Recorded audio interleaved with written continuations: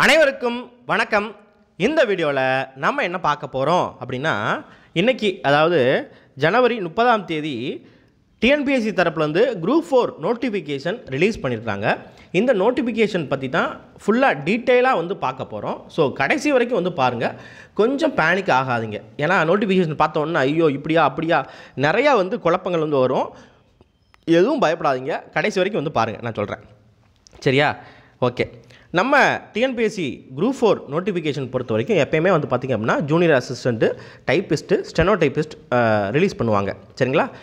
Vacancies வந்து விடுவாங்க. இந்த டைம் என்ன பண்ணியிருக்காங்க அப்படின்னு கேட்டால், அதாவது மார்ச் மாதம் வர வேண்டிய ஃபாரஸ்ட் கார்டு, ஃபாரஸ்ட் வாட்சர் தனியாக வர வேண்டிய நோட்டிஃபிகேஷனை இதோட சேர்த்து வந்து நம்மளுக்கு வந்து கொடுத்துட்டாங்க சரியா? இப்போ என்ன அப்படின்னா, குரூப் 4ல் ஃபாரஸ்ட் கார்டும் ஃபாரஸ்ட் வாட்சரும் உள்ளே வந்து லிங்க் ஆயிடுச்சு. அப்போ குரூப் 4க்கும் நீங்கள் வந்து எக்ஸாம் எழுதுன மாதிரி இருக்கும், ஃபாரஸ்ட் கார்டு ஃபாரஸ்ட் வாட்சருக்கும் எக்ஸாம் எழுதுன மாதிரி இருக்கும். ஒரே எக்ஸாமில் வந்து இங்கே வந்து உள்ளே வந்து ஆட் பண்ணிட்டாங்க. ஓகே, இப்போ நோட்டிஃபிகேஷன் டேட் என்ன அப்படின்னு கேட்டால் 30/1/2024. அதேமாதிரி லாஸ்ட் டேட் எப்போ அப்படின்னு கேட்டால் 28/2/2024. கிட்டத்தட்ட ஒரு 30 நாள் உங்களுக்கு வந்து டைம் வந்து கொடுத்துருக்காங்க அப்ளை பண்ணுறதுக்கு. நீங்கள் வந்து 28ஆம் தேதி வரைக்கும் இருக்கே அப்படின்னு சொல்லிட்டு அப்ளை பண்ணாமல் இருந்துடாதீங்க. கொஞ்சம் சீக்கிரம் வந்து அப்ளை பண்ணிடுங்க, 2 வாரத்துக்குள்ளே வந்து அப்ளை பண்ணிடுங்க ஓகேவா? அதே மாதிரி இன்னொன்று சொல்கிறேன், அப்ளை பண்ணுறப்ப கொஞ்சம் பார்த்து, நீங்கள் பக்கத்தில் உட்காந்து பார்த்து வந்து அப்ளை பண்ணுங்கள் சரியா? அதுக்கப்புறம் நம்மளுக்கு திருத்துறதுக்கு, நீங்கள் ஏதாவது தப்பு பண்ணிட்டீங்க அப்படின்னா திருத்துறதுக்கு டைம் கொடுக்குறாங்க. எப்போ அப்படின்னு கேட்டால் 4/3/2024 to 6/3/2024 வரைக்கும் 2 நாள் உங்களுக்கு வந்து டைம் வந்து இருக்குது. அதே மாதிரி டேட் எப்போ அப்படின்னா, எக்ஸாம் டேட் எப்போ அப்படின்னா ஜூன் 9ஆம் தேதி. நல்லா மனசில் வச்சுக்கோங்க, ஜூன் 9ஆம் தேதி உங்களுக்கு வந்து எக்ஸாம் டேட் வந்து இருக்குது. அப்போ உங்கள் கையில் இப்போ ஜனவரி மாதம் போயிடுச்சு, இன்னும் ஒரு 4 மாதம், ஒரு 120 நாள் வந்து உங்களுக்கு வந்து கையில் வந்து இருக்குப்பா சரிங்களா? ஜூன் 9ஆம் தேதி காலையில் 9 to 12 வரைக்கும் உங்களுக்கு வந்து எக்ஸாமு. சிங்கிள் எக்ஸாம் தான் உங்கள் வாழ்க்கையை தீர்மானிக்க போகுது. ஓகே, நீங்கள் ஒன் டைம் ரிஜிஸ்ட்ரேஷன் வச்சுருப்பீங்க, மேக்ஸிமம் வச்சுருப்பீங்க. அப்படி இல்லை அப்படின்னா புதுசாக ஒன் டைம் ரிஜிஸ்ட்ரேஷன் நீங்கள் வந்து பண்ணிக்கோங்க சரியா? ஓகே, இப்போ வந்து பாருங்கள், இதில் ஒரு விஷயம் கொடுத்துருப்பாங்க, பதவி விருப்பத்தெரிவு அப்படின்னு சொல்லிட்டு. என்ன அப்படின்னா ஒன்றும் இல்லை, இப்போ ஃபாரஸ்ட் கார்டு, ஃபாரஸ்ட் வாட்சரு இந்த இது வந்து கொடுத்துருக்காங்க இல்லையா? இதில் வந்து பார்த்திங்க அப்படின்னா ஒரு சில பேர் என்ன பண்ணுவாங்க அப்படின்னா, நான் ஃபாரஸ்ட் கார்டு ஃபாரஸ்ட் வாட்சர் மட்டும்தான் நான் வந்து அப்ளை பண்ண போகிறேன், எனக்கு குரூப் 4 தேவையில்லை அப்படிலாம் ஒரு சில பேர் இருப்பாங்க. அப்படி இருக்கீங்க அப்படின்னா நீங்கள் என்ன பண்ணணும் அப்படின்னு கேட்டால், first forest guard forest watcher அந்த இதில் ஆப்ஷன் வந்து கேட்கும். அதில் வந்து நான் ஃபாரஸ்ட் கார்டு ஃபாரஸ்ட் வாட்சருக்கு மட்டும்தான் நான் வந்து அப்ளை பண்ண போகிறேன் அப்படின்னு சொல்லி சொல்லணும். சப்போஸ் நான் வந்து ஃபாரஸ்ட் கார்டு ஃபாரஸ்ட் வாட்சருக்கு நான் வந்து எலிஜிபிள் இல்லை, எனக்கு ஹைட் இல்லை அப்படின்னா ஏதோ ஒன்று இல்லை, நான் வந்து அப்ளை பண்ணணும், நான் குரூப் 4க்கு அப்ளை பண்ணணும். அப்போ நான் என்ன பண்ணணும் அப்படின்னு கேட்டால், அதுலேயே வந்து கொடுத்துருப்பாங்க என்ன அப்படின்னு கேட்டால், post other than forest guard forest watcher சரியா? அதாவது ஃபாரஸ்ட் கார்டுக்கும் ஃபாரஸ்ட் வாட்சருக்கும் எனக்கு வந்து விருப்பம் இல்லை அப்படின்னு சொல்லுவாங்க இல்லையா? அவங்க மட்டும் இதை வந்து கிளிக் பண்ணணும். மிச்சம் உள்ள குரூப் 4ல் உள்ள அந்த junior assistant, VAO, bill collector எல்லாமே வந்து அதில் வந்து வரும் சரியா? அடுத்து வந்து பாருங்கள், நான் எல்லா பதவிகளுக்கும் நான் வந்து ஆப்டாக இருக்கேன். ஸோ நான் என்ன பண்ணணும் அப்படின்னு கேட்டால், அனைத்து பதவிகளும் ஆல் போஸ்ட் அப்படின்னு ஒன்று இருக்கும், அதுக்கு நம்ம என்ன பண்ணணும் அப்படின்னு கேட்டால் கிளிக் பண்ணணும் சரிங்களா? ஸோ இது வந்து கொஞ்சம் பார்த்து கிளிக் பண்ணுங்கள். அடுத்து தடை செய்யப்பட்ட பொருட்கள்லாம் கொடுத்துருக்காங்க. ஸோ அதுலேருந்து இப்போ நம்மளுக்கு வந்து வேண்டாம், நம்ம தனியாக வந்து பார்த்துக்குறோம் ஓகேவா? ஓகே, பாருங்கள் என்னென்ன வேக்கன்சிஸ் கொடுத்துருக்காங்க அப்படின்னா, ஃபஸ்ட்டு விஏஓ கிராம நிர்வாக அலுவலர் 108 காலி பணியிடங்கள் வந்து கொடுத்துருக்காங்க. இதோட கிரேடு பே வந்து பார்த்திங்க அப்படின்னா 19,500லேருந்து 71,900 வரைக்கும். ஆக்சுவலாக 19,500னா உங்கள் கையில் வந்து சேலரி எவ்வளோ கிடைக்கும் அப்படின்னா கிட்டத்தட்ட ஒரு 25,000 சம்திங் வரை கிடைக்கும். இப்போ வரைக்கும் ஒரு 26,000 ரூபா வந்து உங்கள் கையில் வந்து கிடைக்கும். இந்த விஏஓ ஜூனியர் அசிஸ்டண்ட்டுக்கு வந்து பார்த்திங்க அப்படின்னா 26,000 ரூபா கிட்ட வந்து கிடைக்கும். அதே மாதிரி விஏஓ 108 தான் கொடுத்துருக்காங்க. இது வந்து இன்க்ரீஸ் ஆகுமா அப்படின்னு கேட்டால் கண்டிப்பாக வந்து இன்க்ரீஸ் ஆகும். நீங்கள் கவுன்சிலிங் போகிற டைமில் கண்டிப்பாக இன்க்ரீஸ் ஆகும், நிறையா வந்து இன்க்ரீஸ் ஆகும். அடுத்து ஜூனியர் அசிஸ்டண்ட்டில் நான் செக்யூரிட்டி அப்படின்னு சொல்லி பிரிச்சுருப்பாங்கப்பா சரியா? நான் செக்யூரிட்டியில் வந்து பார்த்திங்க அப்படின்னா 2,442 வேக்கன்சிஸ் வந்து வந்திருக்கு. இதுக்குரிய சேலரியும் 19,500லேருந்து 71,900. அதே மாதிரி ஜூனியர் அசிஸ்டன்ட் செக்யூரிட்டி, பிணையம் அப்படின்னா செக்யூரிட்டி அப்படின்னு சொல்லுவாங்க. இதில் 44 வேக்கன்சிஸ் வந்து வந்திருக்கு. அப்போ கிட்டத்தட்ட ஜூனியர் அசிஸ்டண்ட்டில் ஒரு 2,500 வேக்கன்சிஸ் வந்து இருக்குப்பா சரியா? ஓகே, இதுக்குரிய சேலரி பேக்கேஜும் 19,500லேருந்து 71,900. அடுத்து ஜூனியர் அசிஸ்டண்ட் எந்த டிபார்ட்மெண்ட்டில் அப்படின்னா, தமிழ்நாடு மகளிர் மேம்பாட்டு நிறுவனத்தில் ஒரு 10 வேக்கன்சிஸ் கொடுத்துருக்காங்க. சேம் 19,500 தான் பேசிக் பே. அடுத்து ஜூனியர் அசிஸ்டண்ட் தமிழ்நாடு வக்பு வாரியத்தில் 27, ஜூனியர் அசிஸ்டண்ட் தமிழ்நாடு குடிநீர் வடிகால் வாரியத்தில் 49, ஜூனியர் அசிஸ்டண்ட் தமிழ்நாடு சிறுதொழில் கழகத்தில் 15. சரியா? அடுத்து வந்து பாருங்கள், ஜூனியர் அசிஸ்டண்ட் தமிழ்நாடு பாடநூல் மற்றும் கல்வியியல் பணிகள் கழகம். இதில் வந்து பார்த்திங்க அப்படின்னா 7 இருக்குது. ஜூனியர் அசிஸ்டண்ட் தமிழ்நாடு மூலிகை பண்ணைகள் மற்றும் மூலிகை மருந்து கழகம் 10 இருக்குது. சரியா?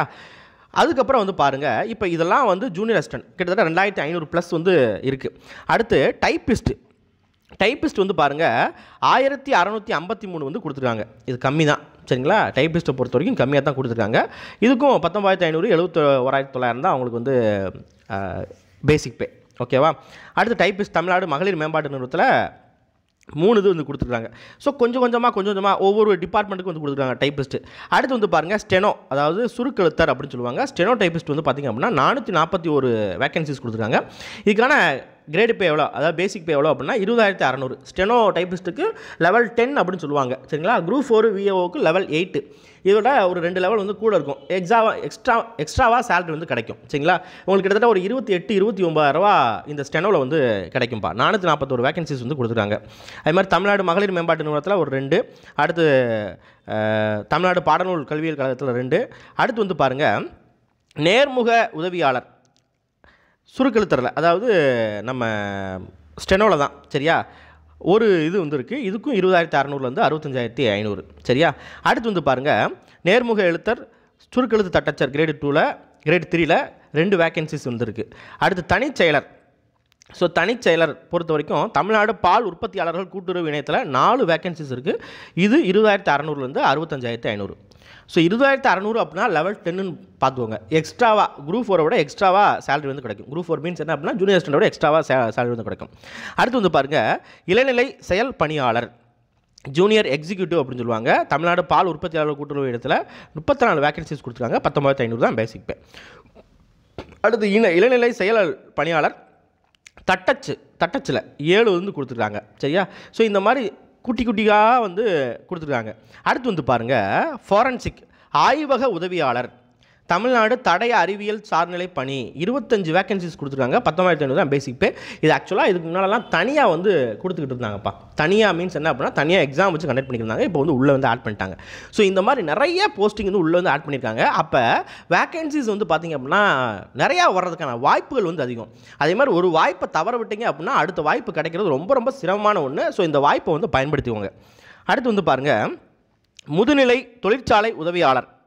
இதை பொறுத்த வரைக்கும் 49 வேகன்சிஸ் கொடுத்துருக்காங்க. அதுக்கு மேலே வரித்தண்டல் வந்து பார்த்திங்க அப்படின்னா 66 வேகன்சிஸ் வந்து கொடுத்துருக்காங்க. இதுவும் 19,500 வந்து வரித்தண்டல் இருக்குது. முதுநிலை தொழிற்சாலை உதவியாளருக்கு 15,900 தான்பா பேசிக் பே வந்து கொடுத்துருக்காங்க. ஸோ லெவல் 6க்கு வந்து வந்துருச்சு. இதுக்கு வந்து பார்க்குறப்ப ஒரு 20,000 சம்திங் தான் உங்களுக்கு வந்து சேலரி வந்து கிடைக்கும். இதில் அப்படின்னா முதுநிலை தொழிற்சாலை உதவியாளரில். அடுத்து வந்து பாருங்கள் வனக்காப்பாளர் 171 வேகன்சிஸ் வந்து கொடுத்துருக்காங்க ஃபாரஸ்ட் கார்டுக்கு. இதில் 18,200 தான் பேசிக் பே. கிட்டத்தட்ட வந்துடும் உங்களுக்கு குரூப் 4 கிட்ட நெருங்கி வந்து வந்துடும். ஸோ ஃபாரஸ்ட் கார்டு நல்ல ஒரு இது தான். அடுத்து forest guard with driving licence வந்து பார்த்திங்க அப்படின்னா 192 வேகன்சிஸ். டிரைவிங் லைசன்ஸ் இருந்தால் தான் இதுக்கு வந்து நீங்கள் வந்து அப்ளை பண்ண முடியும். அடுத்து ஃபாரஸ்ட் வாட்சர் பொறுத்த வரைக்கும் 526. சரியா?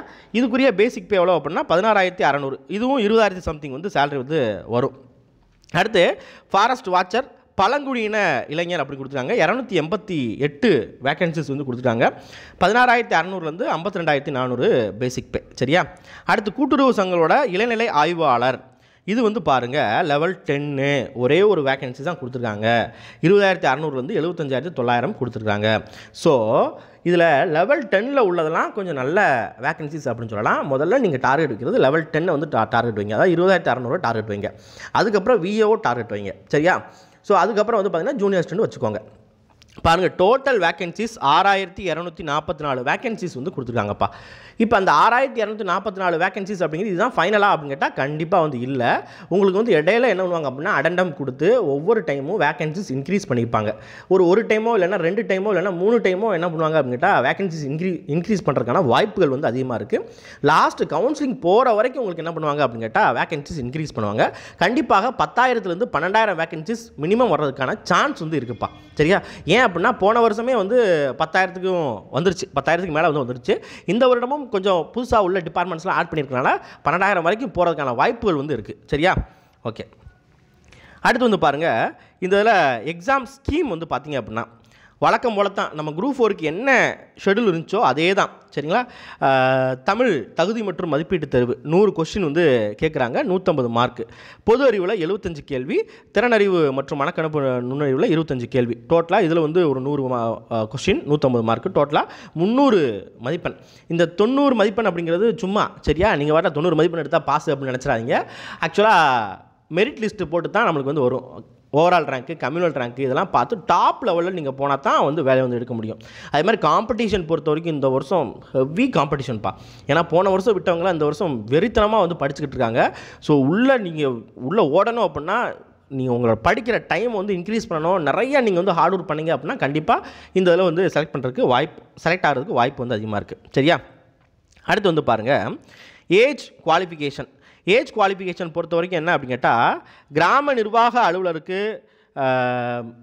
42 வயசு சரியா. அதுலேயே தனித்தனியாக பிரித்து வச்சுருக்காங்க. அதாவது ஆதி திராவிடர் அருந்ததியர் மற்றும் அனைத்து இனத்தைச் சேர்ந்த ஆதரவற்ற விதவைகள் இவங்களுக்கு 42. அதே மாதிரி பிசி எம்பிசி அவங்களுக்கும் 42 வந்து கொடுத்துருக்காங்க சரியா. அதுக்கப்புறம் வந்து பாருங்கள் ஜூனியர் அசிஸ்டண்ட்டுக்கு 37, இங்கே 34 கொடுத்துருக்காங்க. ஆக்சுவலாக 37, 34 கொடுத்துருக்காங்க அப்படின்னா அதுக்காக 37 வயசு இருந்தால் தான் நம்ம வந்து அப்ளை பண்ண முடியுமா, 34 வயசு இருந்தால் தான் அப்ளை பண்ண முடியுமா அப்படின்னு இல்லை. நீங்கள் இதோட மினிமம் குவாலிஃபிகேஷன் அப்படின்னு ஒன்று இருக்குது சரியா. இப்போ 10th நீங்கள் வந்து படிச்சிருந்தீங்க, 10th தான் இதோட மினிமம் குவாலிஃபிகேஷன். இப்போ நீங்கள் குரூப் 4 அப்ளை பண்ணுறீங்க அப்படின்னா 10th இருந்தாலே அப்ளை பண்ணலாம். நீங்கள் எக்ஸ்ட்ராவாக 12th படிச்சிருக்கேன், நான் வந்து காலேஜ் படிச்சிருக்கேன், நான் வந்து பிஜி படிச்சிருக்கேன் அப்படின்னு இருந்தீங்க அப்படின்னா உங்களுக்கு ஏஜ் குவாலிஃபிகேஷனில் எந்த ஒரு இதுவும் வந்து இருக்காது, வரம்பு வந்து இருக்காது. இது வந்து வெறும் 10th படித்தவங்க இருப்பாங்க இல்லையா, அவங்களுக்கு தான் இந்த வரம்பு வந்து பொருந்தும். நீங்கள் எக்ஸ்ட்ராவாக கண்டிப்பாக படிச்சிருப்பீங்க, +2ஓ இல்லை அப்படின்னா டிகிரியோ வந்து படிச்சிருப்பீங்க. ஸோ உங்களுக்கு வந்து இந்த வயது வரம்பு வந்து உள்ளே வந்து வராது. ஜென்ரல் கேட்டகரியாக இருந்தீங்கன்னா உங்களுக்கு வந்து வயது வரம்பு வரும் சரியா. மற்றபடி BC MBC SC ST BC முஸ்லீம் எல்லாத்துக்குமே வந்து வயது வரம்பு மேக்ஸிமம் வந்து அந்த ஏஜ் ரிலாக்ஸேஷன் இருக்குது சரியா. ஓகே. ஸோ இந்த டைப்பிஸ்ட்டு அதுக்கப்புறம் ஸ்டெனோ டைப்பிஸ்ட்டு இதுக்கு எல்லாமே 37, 34 தான் வந்து ஏஜ் குவாலிஃபிகேஷன் சரியா. அடுத்து ஒரு சிலதுக்கு வந்து பாருங்கள் அதிகபட்சமான வயது வரம்பு வந்து இல்லை, இங்கேயே கொடுத்துட்டாங்க. அதிகபட்ச வயது வரம்பு இல்லை அப்படின்னு கொடுத்துருக்காங்க. ஒரு சில இதுக்கு நீங்கள் வந்து இதை வந்து பார்த்துக்கோங்க ஓகேவா. அடுத்து வனக்காப்பாளர், இந்த forest guard, forest watcher tribals, forest guard with driving license இவங்களுக்குலாம் வந்து ஏஜ் குவாலிஃபிகேஷன் என்ன அப்படின்னா 37 வயசு வரைக்கும் என்ன பண்ணலாம் அப்படின்ட்டா அப்ளை பண்ணிக்கலாம் அப்படின்னு சொல்லி கொடுத்துருக்காங்க சரியா. ஓகே.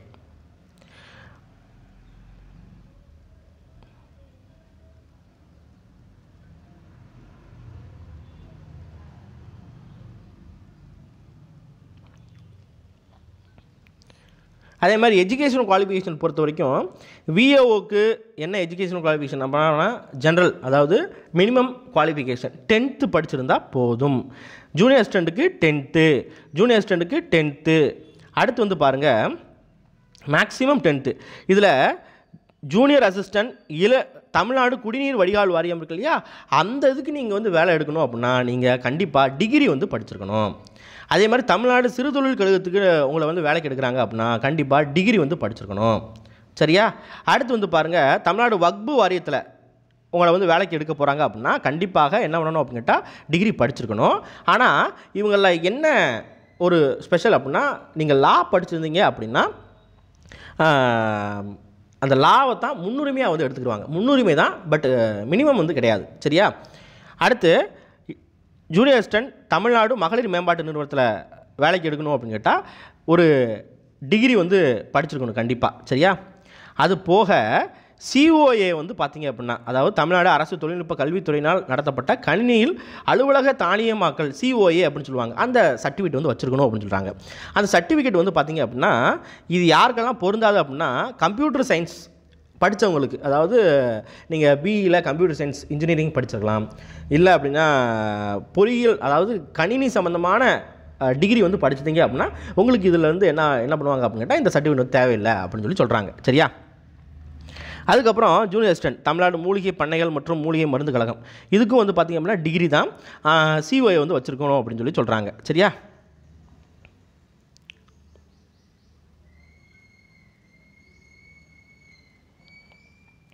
அடுத்து டைப்பிஸ்ட் பொறுத்த வரைக்கும் நம்மளுக்கு என்னென்னு தெரியும், அதாவது 10th குவாலிஃபிகேஷன் ப்ளஸ் டைப்பிஸ்ட் வந்து வச்சுருக்கணும், போத் ஹையர் வந்து வச்சுருக்கணும் அப்படின்னு சொல்லி சொல்லுவாங்க சரியா. ரெண்டுமே வந்து வச்சுருந்தா தான் உங்களுக்கு வந்து ரேங்க்கில் வந்து முன்னால் வந்து போகும் ஓகே. அதே மாதிரி இந்த டைப்பிஸ்ட்டில் இருக்கிறவங்களுக்கு சிஓஏ வந்து கேட்டிருப்பாங்க. பட் என்ன சொல்லுவாங்க அப்படின்னு கேட்டால், இதில் சிஓஏ வந்து நீங்கள் வந்து இப்போ உங்கள் கையில் இல்லை அப்படின்னா ஒன்றும் பிரச்சனை இல்லை. நீங்கள் வேலையில் சேர்ந்ததுக்கப்புறம் கூட நீங்கள் வந்து ஒரு வருஷத்துக்குள்ளே நீங்கள் என்ன பண்ணிக்கலாம் அப்படின்னா அதை வந்து கொடுத்துக்கலாம். அதாவது தகுதிகான் பருவத்துக்குள்ளே என்ன பண்ணலாம் அப்படின்னு கேட்டால் கொடுத்துக்கலாம். ஒரு வருஷம் இல்லை 2 வருஷத்துக்குள்ளே நீங்கள் சிஓஏவை முடித்து கொடுத்துடலாம். சரியா? அதனால் சிஓஏ ஐயோ என்கிட்ட வந்து சிஓஏ இல்லையே அப்படின்னு சொல்லி நினச்சிடாதீங்க. சிஓஏ இல்லாட்டாலும் பரவாயில்ல. அதாவது டைப்பிஸ்ட் வச்சுருந்தவங்களுக்கு சிஓஏ இல்லாட்டாலும் பரவாயில்ல. என்ன பண்ணலாம் அப்படின்னு கேட்டால், நீங்கள் வேலைக்கு சேர்ந்ததுக்கப்புறம் அந்த சிஓஏ சர்டிஃபிகேட் கொடுத்துக்கலாம். சரியா?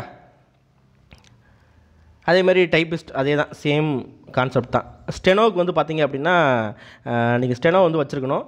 அடுத்து ப்ளஸ் சிஓஏ வந்து கேட்பாங்க. அது வழக்கம் போல தான். சரியா?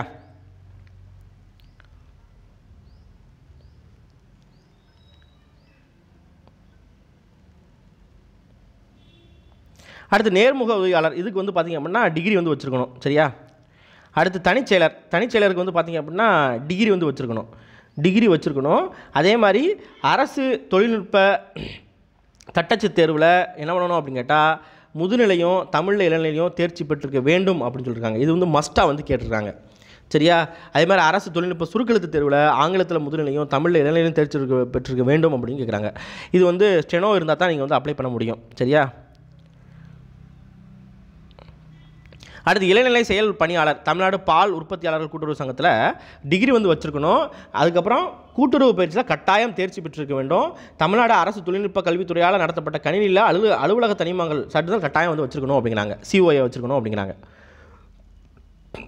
அதே மாதிரி தமிழ்நாடு பால் உற்பத்தியாளர் சங்கத்துக்கும் இளநிலை செயல் பணியாளருக்கும் டைப்பிஸ்ட்டுக்கு சேம் தான். அடுத்து வரவேற்பாளர் மற்றும் தொலைபேசி இயக்குபவர், இதுக்கு வந்து பாருங்கள் குறைந்தபட்ச பொதுக்கல்வி தகுதி வந்து கட்டாயம் இருக்கணும். அதே மாதிரி அங்கீகரிக்கப்பட்ட நிறுவனத்திலிருந்து தொலைபேசி இயக்குவதில் சான்றிதழ் படிப்பில் தேர்ச்சி வந்து வாங்கியிருக்கணும். தமிழ்நாடு அரசு தொழில்நுட்ப கல்வித்துறையினால் நடத்தப்பட்ட கணினியில் அலுவலக தனிமங்கள் சிஓஏ வந்து வச்சுருக்கணும் அப்படிங்கிறாங்க. சரியா? அடுத்து பால் அளவையாளர், இதில் கூட்டுறவு பயிற்சி வந்து கண்டிப்பாக வேணும். அதே மாதிரி இந்த லேப் அசிஸ்டன்ட் ஆய்வக உதவியாளர் இருக்கு இல்லையா, தமிழ்நாடு தடை அறிவியல் பணி, இதுக்கு வந்து +2 வந்து குவாலிஃபிகேஷன்ப்பா. +2ல் இயற்பியல், வேதியியல், உயிரியல், தாவரவியல், விலங்கியல் இந்த பாடங்களோட தேர்ச்சி வந்து அடைஞ்சிருக்கணும் அப்படிங்கிறாங்க. அடுத்து வரி தண்டலுக்கு எஸ்எஸ்எல்சி தான். முதுநிலை தொழிற்சாலை உதவியாளருக்கு வந்து பார்த்திங்க அப்படின்னா மினிமம் குவாலிஃபிகேஷன் +2. அப்படி இல்லைன்னா எஸ்எஸ்எல்சியில் ஐடிஐயில் எதேடோ ஒரு ட்ரேடில் வந்து நீங்கள் வந்து சர்டிஃபிகேட் வச்சுருக்கணும். அடுத்து ஃபாரஸ்ட் கார்டுக்கு வந்து பார்த்திங்க அப்படின்னா +2. சரியா? இயற்பியல், வேதியியல், உயிரியல், விலங்கியல் அல்லது தாவரவியல் ஆகியவற்றில் ஏதேனும் ஒரு பாடத்தை படித்து தேர்ச்சி பெற்றிருக்க வேண்டும். ஏதாவது ஒரு பாடம் வந்து இருந்தால் போதும். சரியா? அதே மாதிரி தரைப்படையில் இருந்தாங்க அப்படின்னா அவங்களுக்கு முன்னுரிமை வழங்கப்படும் அப்படின்னு சொல்லி கொடுத்துருக்காங்க. அடுத்து ஃபாரஸ்ட் கார்டு வித் டிரைவிங் லைசன்ஸுக்கும் சேம் இதுதான். ஆனால் லைசன்ஸ் வந்து கண்டிப்பாக வந்து வச்சுருக்கணும். அடுத்து ஃபாரஸ்ட் வாட்சர் பொறுத்த வரைக்கும் என்ன அப்படின்னு கேட்டால் மினிமம் அதாவது எஸ்எஸ்எல்சி வந்து படிச்சிருக்கணும். சரியா? எஸ்எஸ்எல்சி. அதேமாதிரி ஃபாரஸ்ட் வாட்சர் பழங்குடியின இளைஞருக்கு பொறுத்த வரைக்கும் எஸ்எஸ்எல்சி தான் மினிமம் வந்து வச்சுருக்கணும். ஓகே. அடுத்து கூட்டுறவு சங்களோட இளநிலை உதவியாளர் பொறுத்த வரைக்கும் இதில் ஆதி திராவிடர் அருந்ததியர், மிகவும் பிற்படுத்த வகுப்பினர், சீர்மரபினர், பிற்படுத்தப்பட்ட வகுப்பினர், அதாவது பிசி, எம்பிசி, எஸ்சி, எஸ்டி இவங்களுக்கெல்லாம் வந்து பார்த்திங்கன்னா குறைந்தபட்ச பொது கல்வி தகுதி கட்டாயம் இருக்கணும். அப்படி இல்லையா உயர்நிலை கல்வி வாரிய சான்றிதழ் இல்லை அப்படின்னா அதுக்கு தகுதியான அதிகார அமைப்பினால் வழங்கப்பட்ட சென்னை, மதுரை மற்றும் அண்ணாமலை பல்கலைக்கழக கல்லூரியில் சேர்வதற்கான தகுதி சான்றிதழை பெற்றிருக்க வேண்டும் அப்படின்னு சொல்லியிருக்காங்க. இது இல்லை அப்படின்னா கண்டிப்பாக இடைநிலை கல்வி தேர்ச்சி வந்து பெற்றிருக்கணும். அல்லது பல்கலைக்கழக மானியக் குழுவினால் அங்கீகரிக்கப்பட்ட ஏதேனும் ஒரு பல்கலைக்கழகத்தால் வழங்கப்பட்ட ப்ரீ யூனிவர்சிட்டி எக்ஸாமினேஷன் தேர்வில் தேர்ச்சி வந்து வாங்கியிருக்கணும் அப்படிங்கிறாங்க. சரியா? ஓகே. ஸோ இவ்வளோ வந்து இருக்குது. இதில் வந்து நம்மளுக்கு வந்து குறைந்தபட்ச பொது கல்வி தகுதி அப்படின்னு சொல்லி நம்மளுக்கு வந்து கொடுத்துருப்பாங்க. ஒன்றும் இல்லை,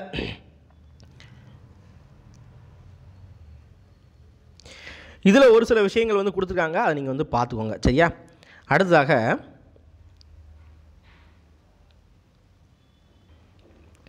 சர்டிஃபிகேட்ஸ் பற்றி கொடுத்துருப்பாங்க. அதுக்கப்புறம் வந்து பார்த்திங்க அப்படின்னா இந்த மருத்துவம் மற்றும் உடற்தகுதி, அதாவது இந்த forest guard, forest வாட்சரு, forest guard with driving licence, இந்த இதுக்கு வந்து பார்த்திங்க அப்படின்னா பணி நியமனத்திற்கு தேர்வு செய்யப்படும் தேர்வர்கள் உடல் தகுதி சான்றிதழ் பணி நியமனத்தின் போது பணி நியமன அலுவலரோட சமர்ப்பிக்க வேண்டும் அப்படின்னு சொல்லி கொடுத்துருக்காங்க. அதே மாதிரி வந்து பார்த்திங்க அப்படின்னா அவங்களுக்கு ஐ ஸ்பெஷல் கண்டிப்பாக வந்து இருக்கணும் அப்படிங்கிறாங்க. ஐ வந்து கரெக்டாக இருக்கணும் அப்படின்னு சொல்லி கேட்குறாங்க. இதில் வந்து இந்த ஃபாரஸ்ட் கார்டுக்கும் ஃபாரஸ்ட் வாட்சருக்கும் நீங்கள் மினிமம் ஹைட் இருக்கணும். அதாவது ஜென்ஸுக்கு வந்து பார்த்திங்கன்னா 163 சென்டிமீட்டர், லேடிஸ்க்கு வந்து 150 சென்டிமீட்டர், டிரான்ஸ்ஜெண்டருக்கும் லேடிஸ்க்கும் 150 சென்டிமீட்டர். அதே மாதிரி செஸ்ட்டு வந்து இருக்கணும். செஸ்ட்டு பொறுத்த வரைக்கும் 79 சென்டிமீட்டர் சாதாரண நிலையிலையும் விரிஞ்ச நிலையில் 5 சென்டிமீட்டர் விரியணும். மூச்சை உள்ளே வாங்குறப்ப 5 சென்டிமீட்டர் விரியணும். இது ஆண்களுக்கும் அடங்கும், பெண்களுக்கும் அடங்கும். சரியா? அது மாதிரி எஸ்டி பீப்புள்ஸாக இருந்தாங்க அப்படின்னா அவங்களுக்கு 152 சென்டிமீட்டர் ஜென்ஸுக்கு, அதே மாதிரி லேடிஸ்க்கு வந்து 145 சென்டிமீட்டர் இருந்தால் போதும், எஸ்டி பீப்புள்ஸ்க்கு மட்டும். சரியா?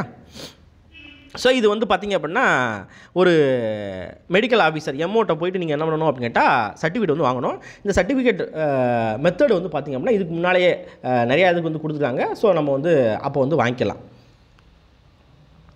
அதே மாதிரி இப்போ நீங்கள் வந்து ஃபாரஸ்ட் கார்டு டிரைவிங் லைசன்ஸ்க்கு நீங்கள் வந்து அப்ளை பண்ணுறீங்க அப்படின்னா கண்டிப்பாக கண் பார்வை 6க்கு 6 வந்து இருக்கணும், வலது கண்ணில் 6க்கு 6 இருக்கணும், இடது கண்ணில் 6க்கு 6 இருக்கணும் அப்படிங்கிறாங்க. சரியா?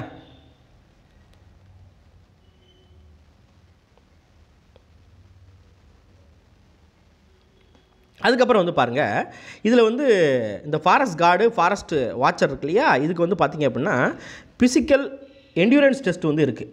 சரியா? உடற்தகுதி தேர்வு அப்படிங்கிற ஒரு விஷயம் வந்து இருக்குது. என்ன அப்படின்னா ஜென்ஸாக இருந்தீங்க அப்படின்னா 4 மணி நேரத்தில் 25 கிலோமீட்டரை நீங்கள் வந்து நடக்கணும். லேடிஸாக இருந்தீங்க அப்படின்னா 16 கிலோமீட்டரை 4 மணி நேரத்தில் வந்து நடக்கணும். சரியா?